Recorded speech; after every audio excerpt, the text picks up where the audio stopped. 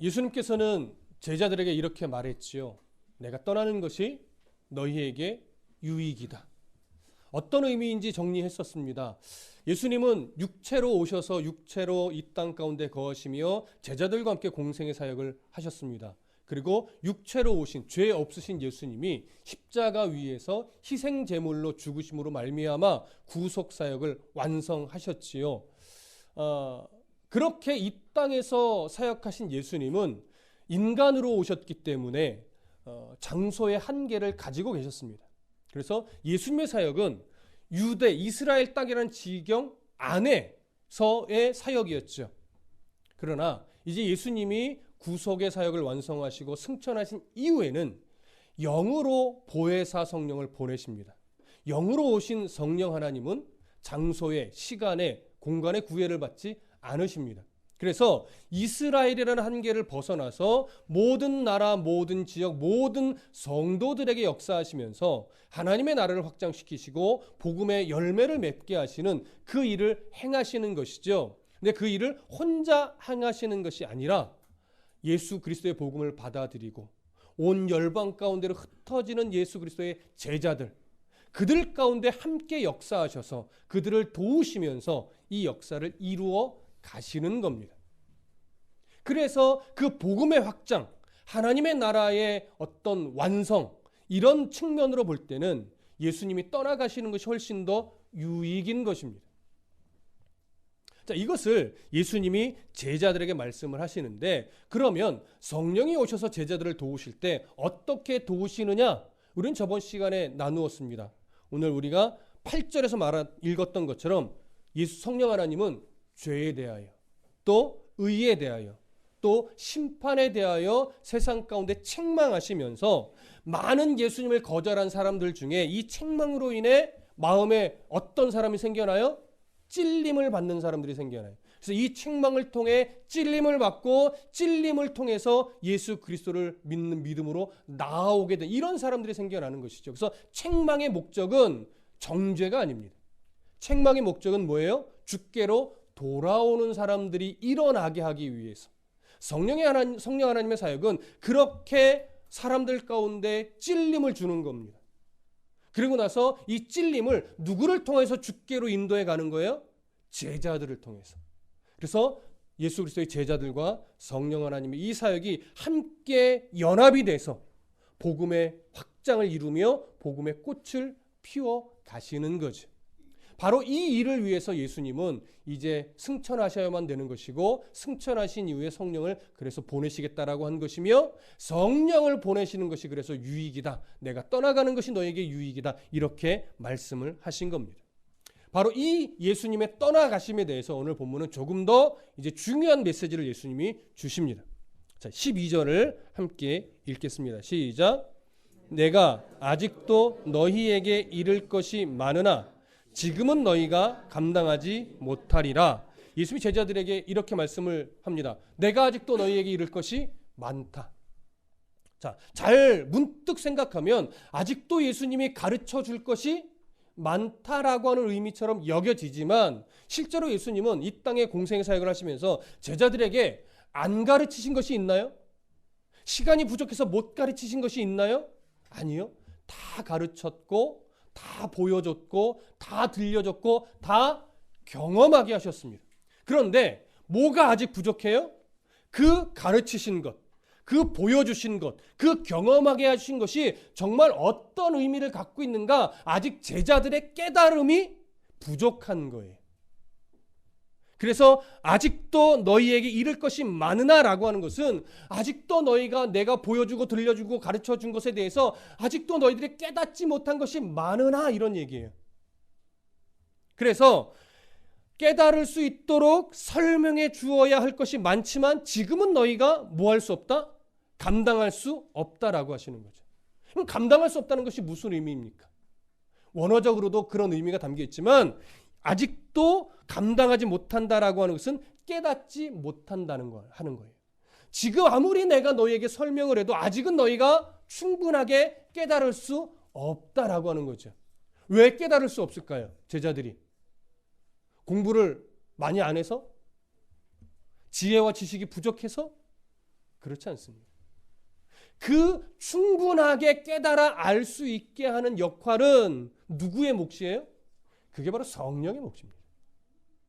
그래서 성령께서 영으로 제자들 가운데 내주하시면서 이제 예수님이 그동안 가르쳤던 것, 보여줬던 것, 경험하게 해주신 것이 정말 어떤 의미인가를 비로소 하나 둘씩 정확하고 선명하게 깨닫게 해주시는 거예요. 이게 성령의 역사란 말이죠. 그런데 이것이 무엇을 근거로 하냐면 십자가 위에서 우리를 위해 희생하시며 희생제물로 죽으시면서 구속을 완성하신 이 사건을 근거로 해야 되기 때문에 아직은 알려줘도 깨달을 수 없는 거예요. 왜? 지금은 아직은 예수님이 십자가에 죽지 않으셨어요. 몇 시간 지나면 병사들에 의해 붙잡힐 것이고 그 밤새 고난받으실 것이고 그 다음날 십자가에 달리실 것이고 죽으실 거예요. 그리고 3일 만에 살아나실 거란 말이죠. 제자들과 잠시 함께 계시다가 승천하실 겁니다. 이 일들이 다 진행이 된 이후에 비로소 성령이 오실 텐데 성령이 오셔야 이제 그 사역을 근거로 이래서 이거였구나, 이게 이런 의미였구나 비로소 깨닫게 되는 거죠. 그러니 지금은 예수님이 십자가에 달리시기 전이기 때문에 아무리 설명을 해도 알 수 없는 거예요. 그런 이유로 오늘 예수님이 12절에서 아직도 너희에게 이를 것이 많으나 지금은 너희가 감당할 수 없다, 이렇게 표현을 한 겁니다. 그래서 번역이 이렇게 해서 뭔가 더 무거운 일이 있나? 이렇게 여겨지면 그런 것이 아니라 그들이 아직은 다 헤아려 알 수 없다라고는 의미죠. 자, 이제 이어서 말씀하시는 내용을 보겠습니다. 13절 함께 읽습니다. 시작. 그러나 진리의 성령이 오시면 그가 너희를 모든 진리 가운데로 인도하시리니 그가 스스로 말하지 않고 오직 들은 것을 말하며 장래 일을 너희에게 알리시리라. 자, 예수님이 그래서 이어서 무슨 얘기를 해요? 진리의 성령이 오시면이라고 말하는 거예요. 왜? 그 모든 깨달아 알게 되는 일이 누구를 통해서? 성령을 통해서 알게 될 것이기 때문에. 그러니까 진리의 성령이 오시면 이제 무슨 일을 하게 될 것이냐면 하고 설명을 하는 거죠. 보세요. 그러나 진리의 성령이 오시면 그가 너희를 모든 진리 가운데로 인도할 것이다. 근데 진리 가운데로 인도할 때 어떤 방법으로 인도할 것이냐면 그가 스스로 말하지 않고 오직 들은 것을 말하는 것으로 진리 가운데 인도할 것이고 또 장래 일을 너에게 알려주면서 진리 가운데로 인도할 것이다, 이 얘기가 되는 거예요. 그럼 먼저 생각해 보시죠. 그가 성령이 너희를 모든 진리 가운데로 인도하신다. 진리 가운데로 인도한다는 게 무슨 의미일까요? 진리 가운데로 인도한다는 것. 성경 공부의 자리로 인도한다? 아니죠. 예배의 자리로 인도한다? 아니죠. 물론 포함은 됩니다. 구체적으로 얘기하면 여러분, 진리는 누가 진리입니까? 진리로 오신 예수 그리스도시죠. 그가 가르치신 것이 진리이고 그가 보여주신 것이 진리이고 그가 이적을 베풀며 경험하게 해주신 모든 일들이 진리예요. 그가 이 땅에서 하나님의 뜻대로 살아내신 모든 것, 행하신 모든 것, 말씀하신 모든 것, 이것이 다 진리입니다. 그러면 진리 가운데로 인도한다는 것은 뭐냐면 그렇게 보여주고 들려주고 경험하게 해준 그 모든 것들이 가지고 있는 본래의 의도와 의미대로 성도들이 어떻게 하게 하는 것? 살아가게 하는 것. 이것이 진리 가운데로 인도한다는 얘기예요. 쉽게 얘기하면 우리 성도들이 예수님의 말씀대로 살아가게 하는 것, 예수님의 뜻대로 살아가게 인도하는 것, 그것이 진리 가운데로 인도한다는 의미입니다. 어렵지 않죠. 근데 여러분, 예수님 말씀대로 살아가는 게 쉬워요? 결코 쉽지 않죠. 예수님의 뜻을 헤아리는 것도 쉬워요? 분명한 것은 명확한데 조금 더 우리의 삶의 여러 가지 현상들 속에서 하나님의 마음, 예수 그리스도의 마음을 발견하기가 때로는 매우 어렵기도 해요. 바로 그러한 삶을 살아가도록 인도한다라고 하는 것이 진리 가운데 인도한다는 거예요. 성령 하나님의 역할이죠. 그것은 아주 기본적이고 가장 중요한 명제입니다. 우리를 그렇게 살아가게 하시는 것. 근데 그렇게 살아가게 하기 위해서 어떻게 하시냐면, 자, 이어서 보세요. 그가 스스로 말하지 않고 오직 들은 것을 말한대요. 자, 그러면 그가 스스로 말하지 않고 들은 것을 말한다라고 하는 것은 결국 누구의 말을 한다는 얘기예요? 예수님의 말을 한다는 거예요. 예수님이 가르쳐 주신 것, 예수님이 보여주신 것, 예수님이 경험하게 해주신 것, 그것이 무슨 의미인지를 성령도 똑같이 깨달아 알 수 있도록 이야기해 주신다는 얘기예요.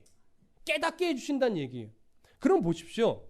예수님이 가르치셨던 것, 예수님이 보여주셨던 것, 예수님이 경험케 해주셨던 것, 그것이 무엇이냐라고 제가 질문을 던지면 사실 다양하게 말할 수 있어요. 여러 가지로.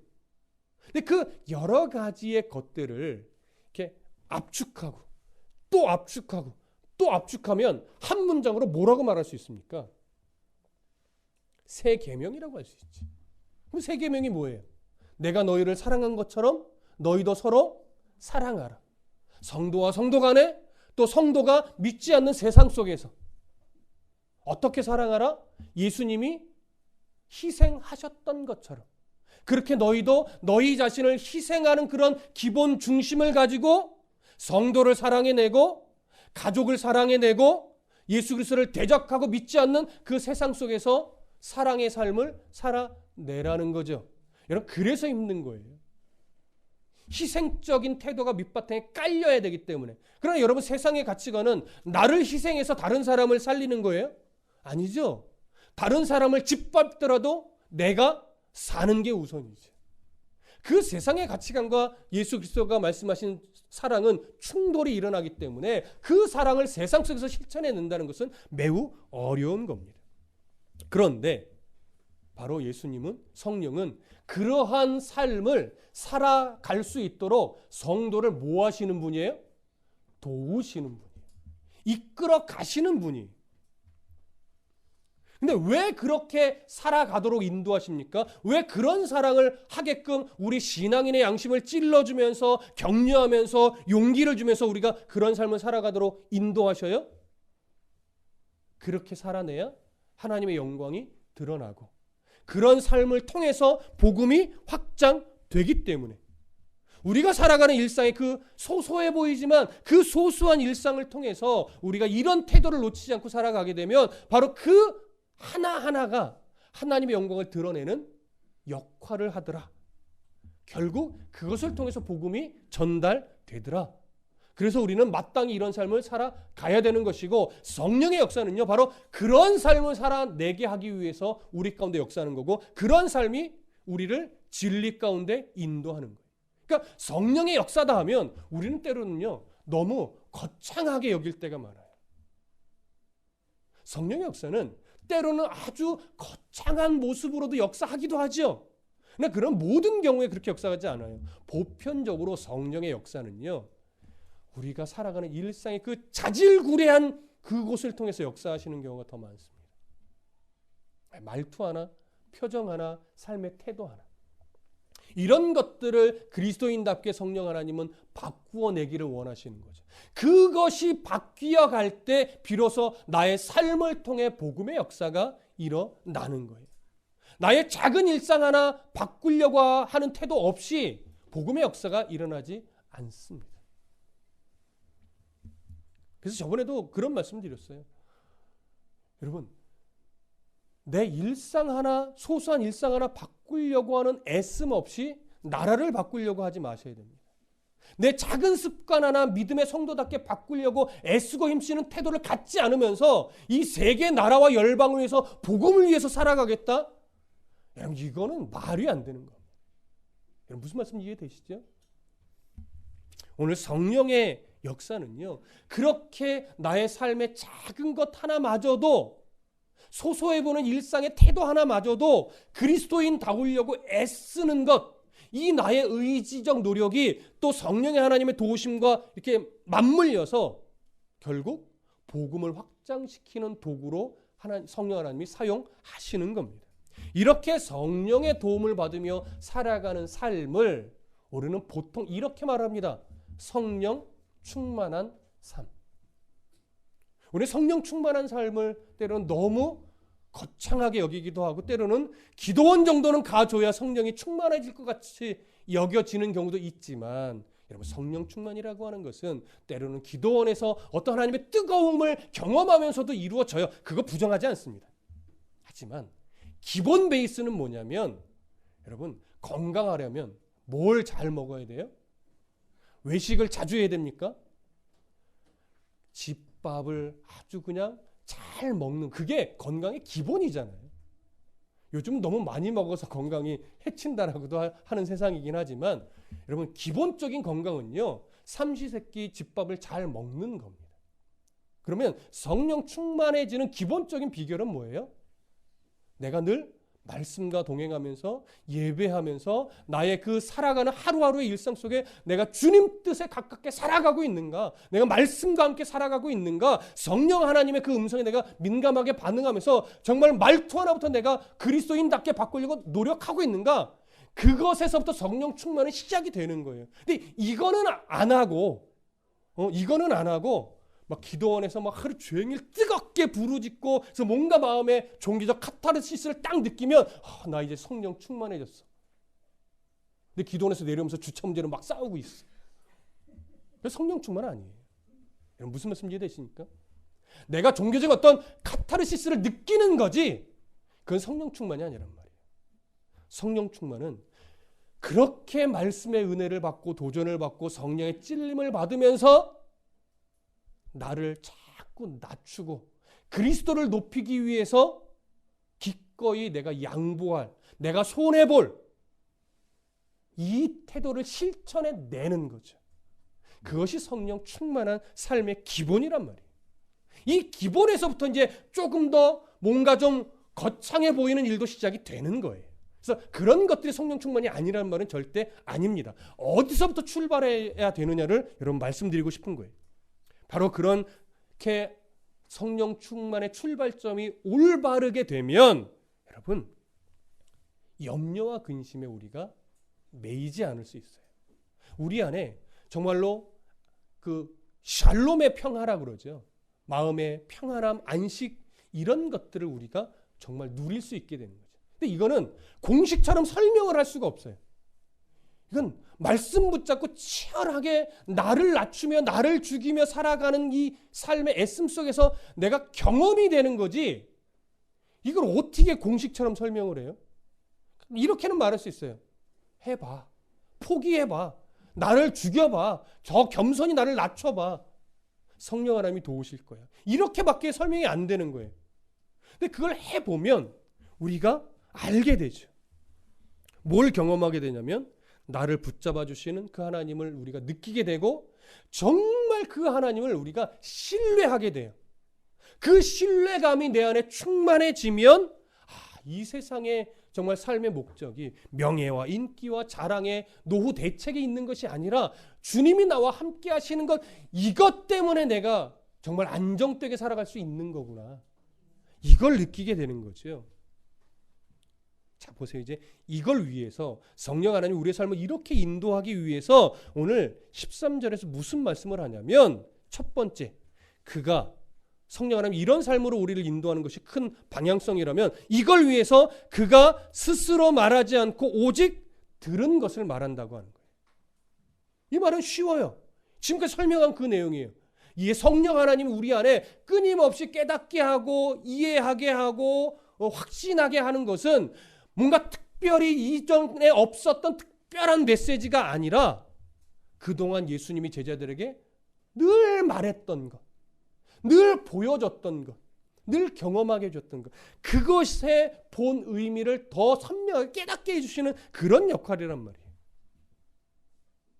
예수님도 이 땅에서 사역을 할 때 독자적으로 그 사역을 행하지 않으셨어요. 우리 요한복음에서 여러 차례 확인했지만 예수님도 하나님의 뜻대로 말하고 하나님의 뜻대로 행동하고 하나님의 뜻대로 이적을 베푸셨어요. 자기 신의 뜻대로 행할 능력이 없어서가 아니라 예수님도 모든 것을 작정하시는 하나님의 뜻에 기꺼이 자신을 뭐할 줄 아셨어요? 순종할 줄 아셨어요. 그래서 그것이 옳은 것을 인정하셨단 말이에요. 종속의 문제가 아니에요. 능력의 다름의 문제가 아니란 말이죠. 자신의 역할이 무엇인지를 알고 그것에 충실하신 거예요. 그래서 하나님의 뜻, 구원의 역사를 작정하신 하나님의 뜻에 합당한 말을 하셨고 하나님의 뜻에 합당한 행동을 하셨고 하나님의 뜻에 합당한 일들을, 이적들을 베푸셨단 말이에요. 성령 하나님도 동일하게 예수님이 하셨던 것처럼 그 가르치신 것, 보여주셨던 것, 경험하게 해주셨던 것이 정말 무슨 의미인가를 우리들의 삶을 통해서 깨닫게 해주시는 역할을 하시는 거예요. 우리에게, 성도에게 필요한 것은요, 이전에 없었던 아주 특별하고 새로운 계시, 이것을 우리가 배우는 게 아니에요, 여러분. 이미 말씀하셨던 것, 이미 제자들을 통해서 보여주셨던 것, 이것이 정말 어떤 의미인지를 우리가 바르게 깨닫고 바르게 알게 되는 것, 이 싸움을 지금 우리도 하는 것이지, 이전에 우리가 알지 못했던 그 하나님의 특별하고 새로운 계시를 받는 게 아니에요, 여러분. 뭘 우리가 놓치면 안 되냐면 세상 가운데 흘러가는 외침들이 있어요. 이전에 없었던 새로운 계시를 내가 받았다. 그 계시를 우리 공동체에 와서 배워야 구원에 이를 수 있다. 뭔가 있어 보이기는 하나 성경의 가르침과 같아요, 틀려요? 전혀 다릅니다, 여러분. 속지 마십시오.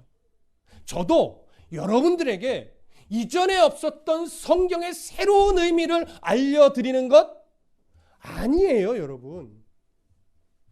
이미 성경 안에 있는 이 예수님이 늘 말씀하셨던, 구약시대부터 가르쳐 오셨던 그것이 무슨 의미인가를 바르게 해석해서 바르게 가르치려고 몸부림치는 거지, 이전에 없었던 새로운 계시를 제가 막 40일 금식 작정 기도하는 중에 받아가지고 여러분들에게 전달하는 거 아니란 말이에요.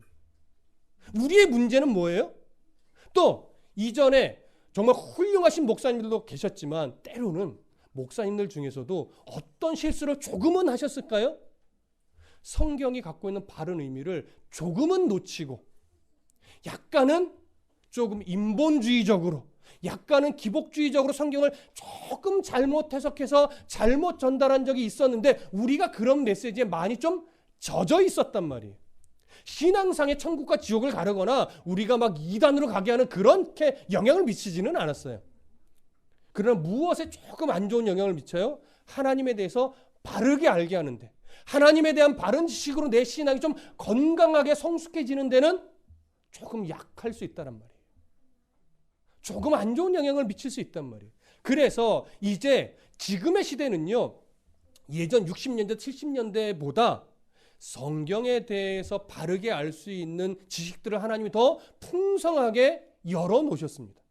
그래서 신학자들을 하나님이 허락하신 거고, 그래서 목회자들을 허락하신 거예요. 왜? 그들에게 성령 하나님이 또 깨달음을 주셔서 본문의 의미를 더 깊이 알 수 있도록 책을 쓰게 하고 연구하게 하고 후학들을 가르치게 하셨단 말이에요. 그래서 오늘날의 목회자들이 예전 어른 목회자들보다 더 성경을 깊이 알고 바르게 전할 책임이 있는 거예요. 그래서 그 옛날 목사님들이 틀렸다가 아니에요. 그때는 그때 하나님이 깨달아 알 수 있는 범위만큼 역사하신 것이고, 또 시대가 지나가면서 하나님이 더 밝히 알도록 열어놓으신 그 지식을 오늘날의 목회자는 열심히 연구하고 바르게 공부해서 이 뜻을, 의미를 바르게 전달할 책임과 의무가 오늘날의 목회자들에게 있는 거예요.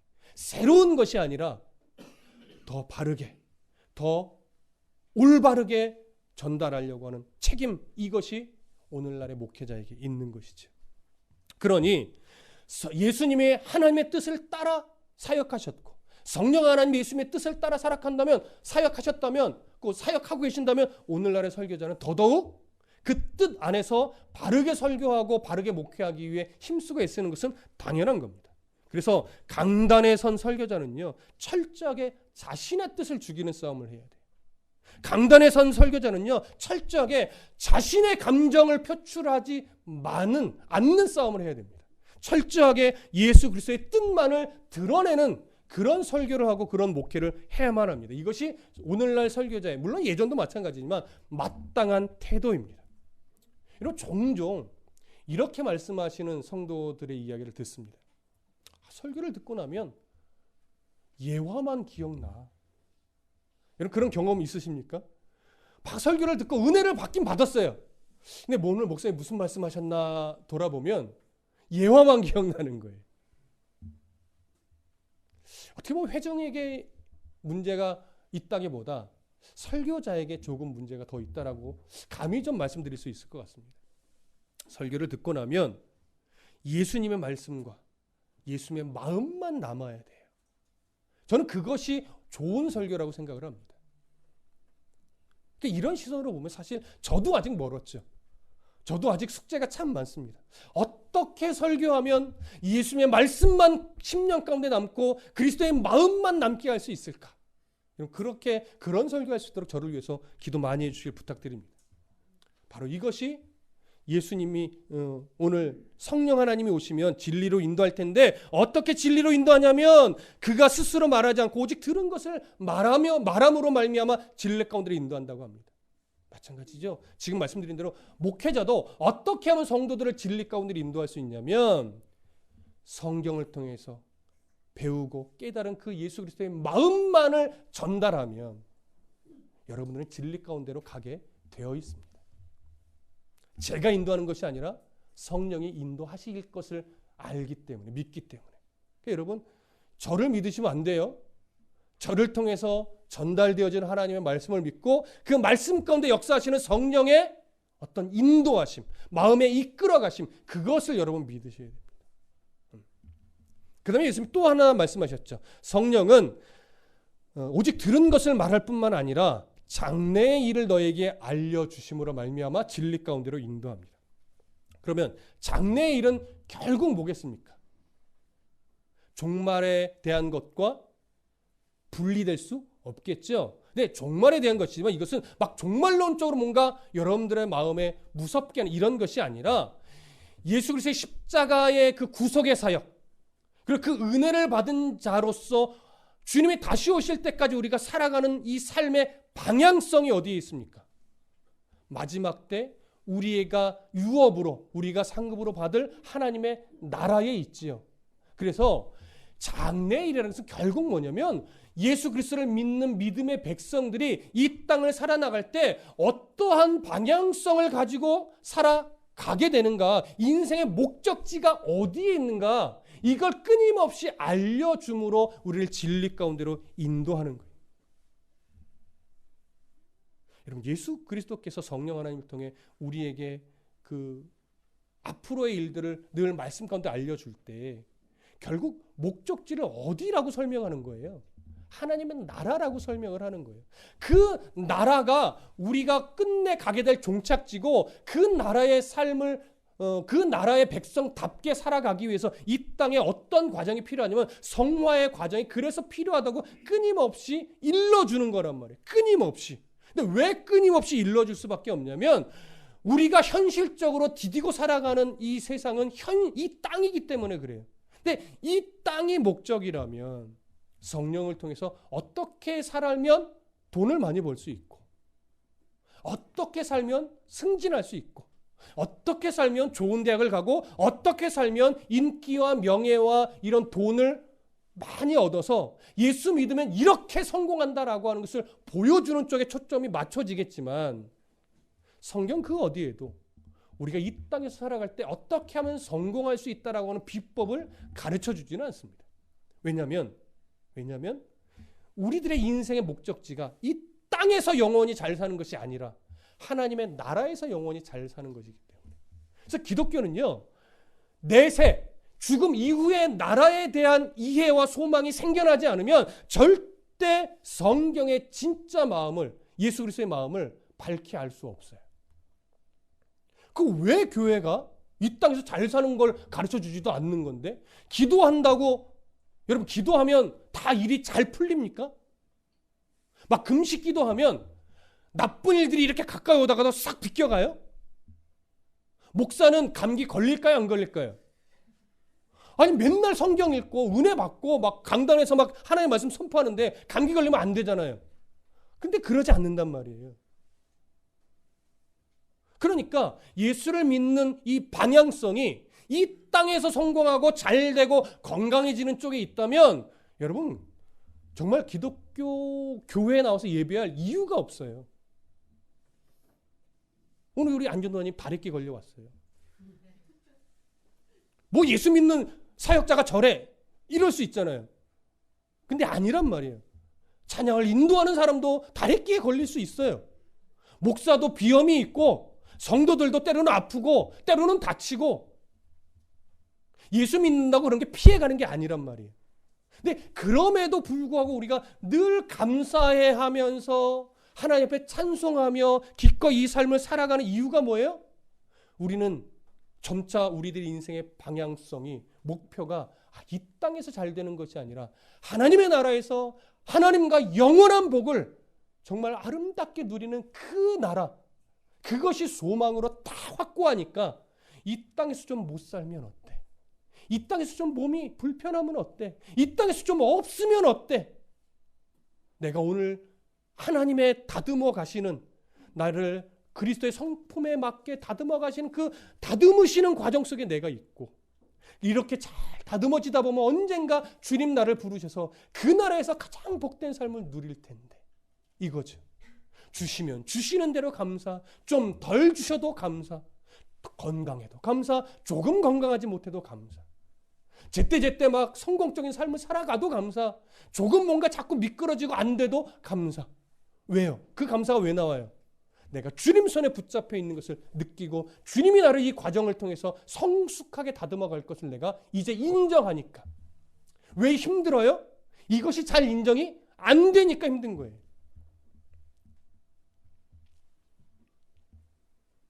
자, 그러니까 여러분, 신앙이 성숙해지기 위해서는 성경을 또 신앙을, 기도를, 금식 기도나 이런 것들을 제발 개인의 성공을 위한 어떤 방법론적으로 접근하시면 안 됩니다. 제가 늘 이렇게 길을 다니다가 어떤 교회들을 볼 때 마음이 참 불편한 교회 간판들이 있어요. 그게 뭐냐면 무슨 교회 해놓고 밑에 이렇게 써 있어요. 치유, 예언, 상담 사역의 전문가 이렇게. 그럼 예수를 믿으면 또 성령 하나님의 역사를 통해서 때로는 치유가 일어납니까? 안 일어납니까? 일어나지요. 때로는 어떤 예언의 역사도 일어나요? 안 일어나요? 저 이거 부정하지 않습니다. 하지만 교회의 목표가, 성령 사역의 목표가 성도의 치유에 있지 않습니다. 그러니까 육체의 치유에 있지 않습니다. 어떤 장래일을 알려주는 예언에 있지 않습니다. 그래서 교회의 큰 타이틀을 치유와 예언에 두는 것은 저는 옳지 않다고 보는 거예요. 그런 역사가 안 일어난다는 것이 아니라 교회의 목표는 육체의 치유일 수 없어요. 교회의 목표는 예언일 수 없어요. 그 모든 치유와 예언이 다 무엇을 위해서 때로는 일어나는 거예요? 복음의 확장과 성도의 신앙적 성숙과 성장, 이것을 위해 하나님이 필요하다고 여길 때 일어나는 거예요.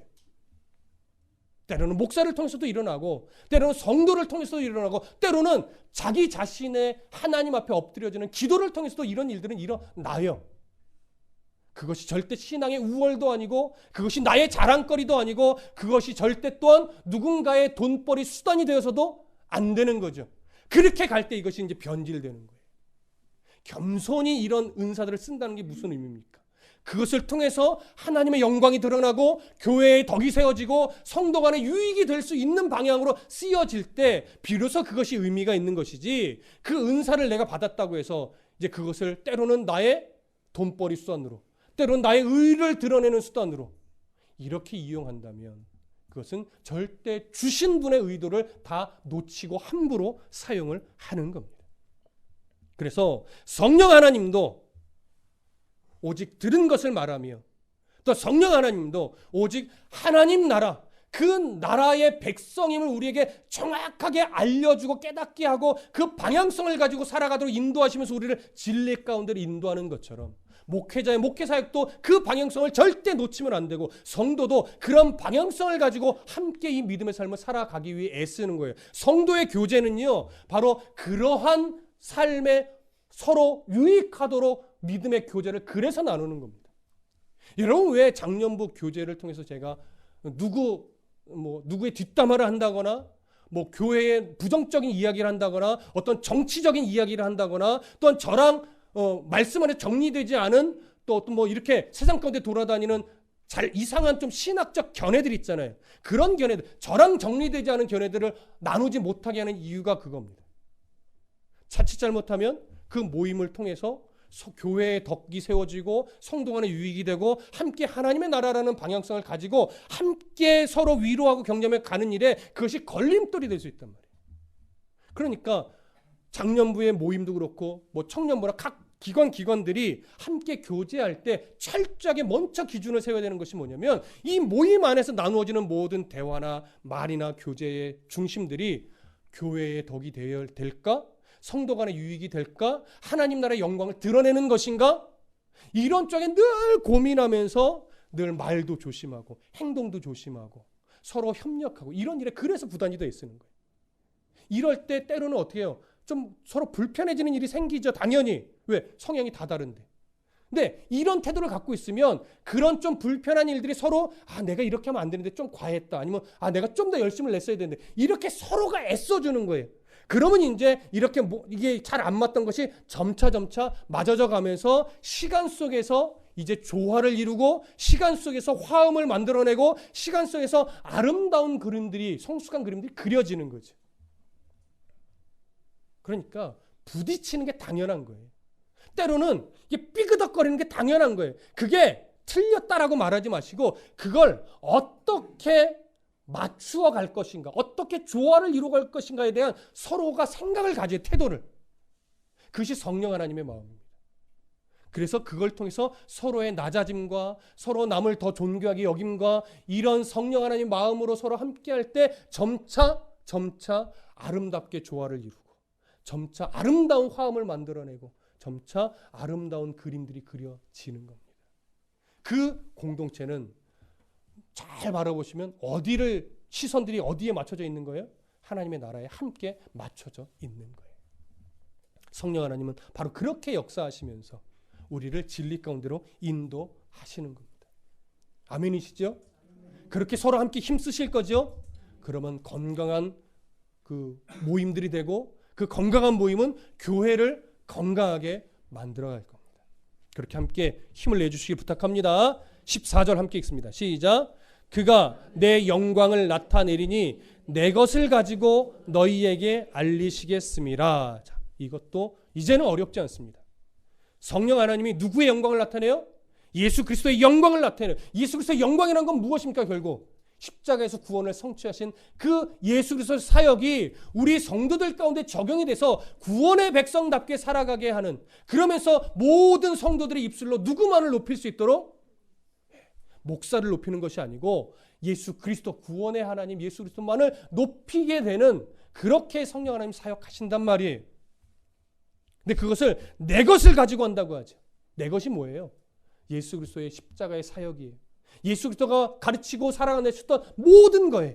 그 예수 그리스도의 것을 가지고 성령 하나님 우리에게 깨닫게 하고 알려주시면서 이런 삶을 진리 가운데 인도하는 삶을 살아가게 하신다는데, 이제 15절과 연결해서 보면 이제 더 선명해집니다. 15절 함께 읽습니다. 시작.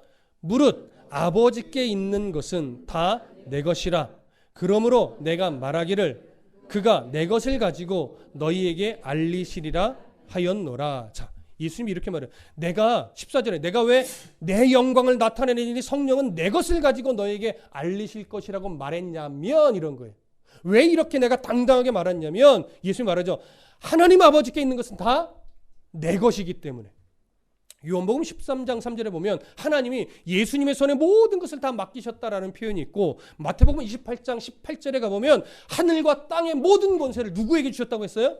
예수 그리스도에게 주셨다라고 했어요. 특히 요한복음 5장에 가보면 하나님은요 심판하는 권세까지도 누구에게 주셨어요? 예수님에게 주셨어요. 그러니 이 모든 것을 예수 그리스도에게 위임하셨기 때문에 성령도 그러한 예수님의 권세를 가지고 이 일들을 하신다는 얘기예요. 우리가 주기도문에서 하늘에 계신 우리 아버지 쭉 이야기하고 맨 마지막에 무엇을 고백해요? 대개 나라와 권세 영광이 아버지께 영원히 있사옵나이다. 왜 대개가 무슨 말이라고 말씀드렸습니까? 왜냐하면 이런 의미죠. 우리가 왜 이렇게 기도했냐면 이 기도를 받으시는 하나님이 모든 나라와 권세와 영광의 소유자이기 때문에 이 기도를 들어 응답하실 수 있는 능력을 가지고 계신 분이기 때문에 내가 이렇게 기도합니다 라고 하는 의미였죠. 예수님도 마찬가지예요. 성령 하나님 왜 이렇게 사역한다고 내가 자신 있게 말했냐면 모든 심판의 권세, 나라와 영광의 모든 권세를 하나님이 내게 주셨기 때문에. 그래서 내게 주신 이 의미들, 내용들, 이 권세를 가지고 근거해서 성령 하나님을 사역하는 것이지 이것과 다른 엉뚱한 전혀 다른 것을 가지고 사역하시는 것이 아니다라고 하는 것이죠. 이것이 바로 오늘 15절에서 무릇 아버지께 있는 것은 다 내 것이라. 그러므로 내가 말하기를 그가 내 것을 가지고 너에게 알리시리라 하였느니라. 이렇게 말씀하신 겁니다.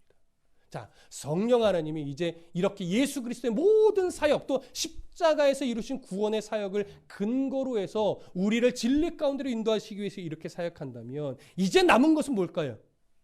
우리가 그 인도하심에 잘 순종하며 우리가 이제 변화되는 것만 남은 거예요.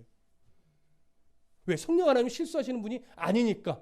성령 하나님 우리를 사랑하시다 말다가 이렇게 자꾸 바뀌시는 분이 아니니까.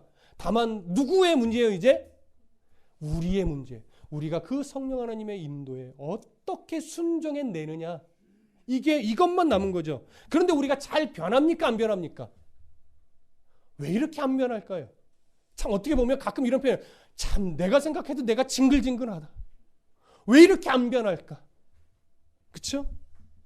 근데 여러분 왜 안 변합니까? 아직도 현실이 눈앞에 있고 그 현실은 만만치 않게 우리를 불안하게 만들고 때로는 염려하게 만들고 때로는 근심하게 만드는데 우리의 시선이 어쩔 수 없이 그 현실에 부딪히는 것에 우리의 시선이 자꾸 빼앗기는 거예요. 시선이 빼앗긴다는 건 뭐냐면 날 붙잡고 계시는 하나님의 그 신실하신 손길을 내가 자꾸 놓치는 거예요. 그 신실하신 손길을 자꾸 놓치니까 뭐에 매일 수밖에 없어요? 염려에, 걱정에, 근심에, 현실의 무게에 내가 매일 수밖에 없는 거죠. 그러면 점차 기쁨을 놓치고 감사를 놓쳐요. 여러분 사실 그 이유를 우리는 광야의 이스라엘 백성들을 통해서 끊임없이 확인했습니다. 광야의 이스라엘 백성들 잘 보십시오. 홍해를 건너기까지. 홍해를 건넌다는 건 뭐예요? 애굽에서의 노예의 신분이 이제 홍해를 건너면서 모세에게 속하여 자유인의 신분으로 완전히 신분이 바뀐다라고 하는 거죠. 홍해를 건너서 자유인이 되기까지 이스라엘 백성들이 한 일이 있습니까? 없습니까? 하나도 없습니다. 오직 하나님이 모세를 통해서 이루신 거예요. 마치 우리가 구원의 백성이 된 것이 우리에게 공로가 전혀 없고 십자가에 죽으신 예수 그리스도의 공로, 그것이 유일한 근거인 것처럼 이스라엘 백성들이 홍해를 건너기까지 아무것도 한 일이 없습니다. 그러나 홍해를 건넌 이후에는 그들의 신분이 뭘로 바뀌었어요? 자유인으로 바뀌었죠. 자유인의 신분에서는 이제 하나 그들에게 맡겨진 역할이 하나 있어요. 약속의 땅에 들어가기까지 무엇을 해야 돼요? 하나님의 인도하심, 불기둥과 구름기둥으로 인도하시고 만나를 내리시고 먹이시고 입히시고 모든 대적들의 손에서 보호해야 하시는 그 하나님의 손길을 뭐 하는 거예요? 신뢰하는 것. 이걸 놓치면 안 돼요. 그것이 그들에게 맡겨진 훈련이란 말이에요. 근데 그들이 이 훈련을 잘 받아냈습니까? 못 받아냈어요. 하나님이 먹이시고 입히시고 보호하는 중에도 그들의 눈에 없는 것 때문에 불평했고요. 그들의 눈에 두려워 보이는 상황 때문에 원망을 했고요. 그러면서 누구에게까지 대적했어요? 모세까지 대적했어요. 그럼 자꾸 어디로 가재요? 애굽으로 가재요. 노예로 살았던 그곳으로 다시 돌아가재요. 그것이 이스라엘 백성들이 한 거예요. 그럼 그들이 왜 이렇게 원망하고 불평하고 대적했습니까?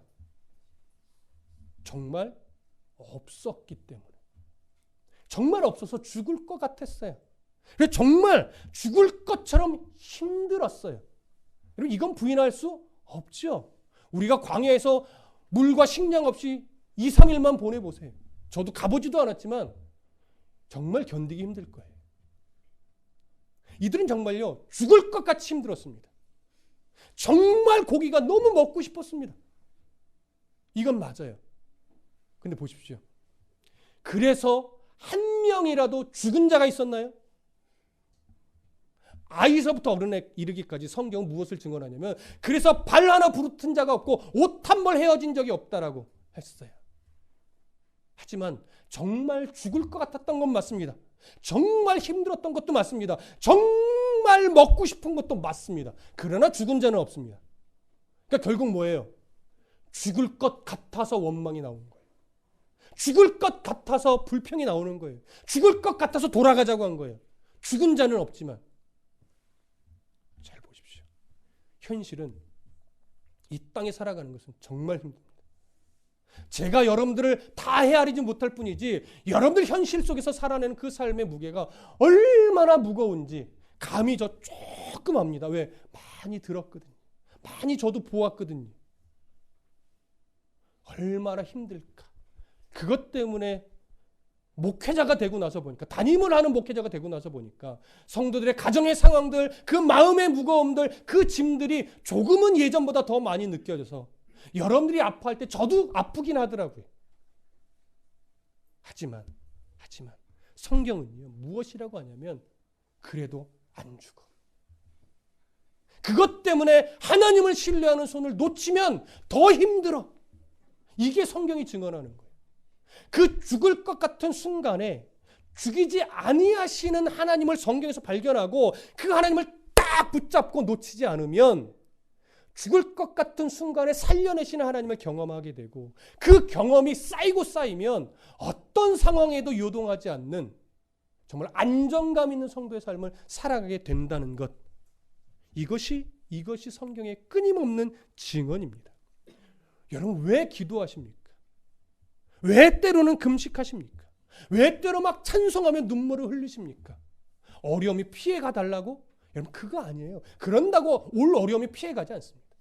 힘든 상황이 빨리 해결되라고? 여러분, 때로는 하나님 해결해 주시지만 보편적으로 우리의 기도와 우리의 감사와 우리의 찬양과 우리의 금식은요, 어려운 일이 없어지고 어려운 일이 피해가고 내게 늘 좋은 일만 일어나고 이걸 위해서 기도하는 것이 아니라, 주기도문에도 이 의미가 담겨 있지만 어떤 어려움과 시험과 유혹의 상황 속에서도 내가 그리스도의 구원받은 백성이라는 사실을 잊어버리지 않기 위해서, 그래서 그 은혜를 기억하여 기꺼이 그 고난을 견디어낼 수 있는 힘을 놓치지 않기 위해서, 그렇게 견디어내고 이겨내면 끝내 주님이 주실 평화를 내가 누릴 수 있으니까 그 주님 주실 평화를 내가 놓치지 않기 위해서 기도하는 거란 말이에요.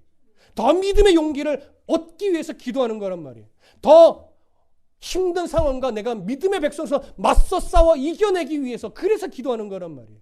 여러분, 기도를 단순하게 어려움이 피해가기 위해서 기도한다면 여러분, 신앙에 아직 조금 더 진보가 필요한 분입니다. 단순하게 좋은 일들만 내게 일어나기 위해서 아직도 기도하고 있다면 조금 더 신앙의 진보가 필요하신 분입니다. 그런데 이제는 그 단계를 넘어서서 하나님, 두려움이 오겠으나 내가 겁내지 않겠습니다. 어려움은 늘 있겠지만 내가 그것 때문에 연연하지 않고 믿음의 삶을 기꺼이 살아내겠습니다. 그걸 위해 도와주십시오. 그걸 위해 기도하고 때로는 그걸 위해 금식하고 때로는 그걸 위해 예배하고 찬송하고 있다면 여러분, 신앙의 진보가 있으신 분입니다. 저 또한 그렇게 살아내야 되겠죠. 성령 하나님의 진리로 인도하시는 이 손길은요, 우리가 그러한 삶을 살아가게 하기 위해서 바로 이런 삶을 살아내도록 인도하시는 것이고, 우리가 이런 삶을 살아낼 때 이런 흔적을 통해서 복음의 역사가 확장되어지는 겁니다. 이런 성령의 역사를 의지해서 웬만한 일에는 요동하지 않는 그런 성숙한 성도가 되시기를 간절히 축복합니다.